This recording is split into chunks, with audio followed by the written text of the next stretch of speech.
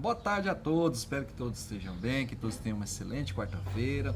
Pessoal, voltando na NR16, nós vamos falar hoje sobre o que é radiação ionizantes.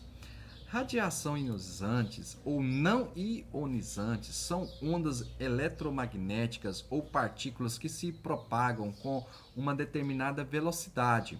Contém energia carga elétrica e magnética. Podem ser geradas por fontes naturais ou por dispositivos construídos pelo homem. Possui energia variável desde valor pequenos até muito elevado. Um exemplo disso aí é o micro-ondas que nós hoje utilizamos, né? A maioria das casas hoje existe esse aparelho, esse equipamento, né? O micro-ondas. Então, o micro-ondas nada mais é uma radiação ionizante, né? Abaixo aí eu passei uma figura que mostra os aspectos de frequências eletromagnéticas. Eu passei isso aí mais para vocês, quem tem uma curiosidade e está verificando. Então, temos a onda de rádio, micro-ondas, infravermelha, luz visível, ultravioleta, o raio-x que a gente utiliza no hospital, raio gama. E nisso temos a frequência em hertz, né? Frequência, ela é a unidade internacional dela, sistema de unidade internacional é em hertz e o comprimento de ondas é em metro. Isso aqui é mais só para quem tem a curiosidade, para estar dando uma verificada, certo, pessoal? Mais abaixo eu passei alguns componentes, né, que utiliza a frequência, né, que utiliza as radiações ionizantes juntamente com as frequências e os comprimentos de onda, que seria os aparelhos de AM, FM, televisão, celular, satélite, luz do dia, né, a luz solar, né, o sol. Então, mais para vocês terem só uma noçãozinha mesmo, uma curiosidade. Tem os tipos de radiações. Esses tipos de radiações são três tipos. É a radiação alfa, radiação beta e a radiação gama. Então, esses são os três tipos de radiação que nós vamos trabalhar dentro da NR16. O que é a radiação alfa? É uma partícula formada por átomo de hélio com carga positiva. Essas partículas liberadas possuem alta energia cinética, ou seja, alta energia de movimento, pois o núcleo, além de liberar os prótons e os nêutrons, também libera energia na forma de energia cinética das partículas. No entanto, essas partículas possuem baixo poder de penetração. Radiação beta é também uma partícula de carga negativa. Sua constituição é feita por partículas betas que são emitidas pela maioria dos núcleos radiativos naturais ou artificiais e tem maior penetração que as partículas alfa. Radiação gama é uma onda eletromagnética com uma velocidade aproximadamente da luz, então uma velocidade aproximadamente da velocidade da luz, super, hiper rápido. A radiação gama consiste na liberação de energia em excesso presente no núcleo de um átomo.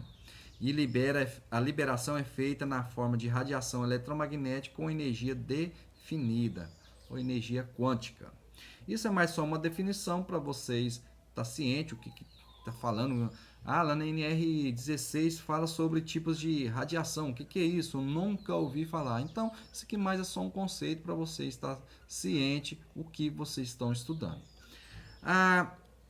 Qual fundação leva para o enquadramento das radiações ionizantes como agente de periculosidade? Que agora sim entra na área de vocês, na área que interessa a vocês, a NR16, né? Vamos esquecer um pouco da física e voltar para a NR16.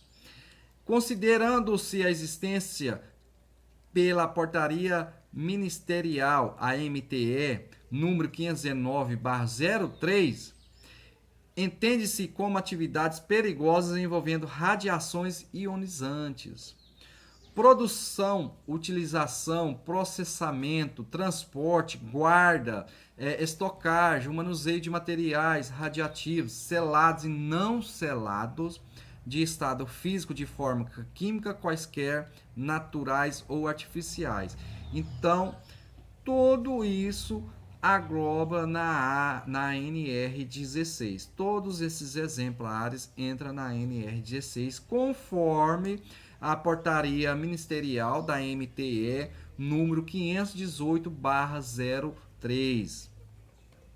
Então nós temos um exemplo aqui, um funcionário trabalhando sobre atividades de operações e manutenção de reatores nucleares. Então tem um funcionário aí na piscina aí, ele verificando qual que é a temperatura qual que é a medida de radiação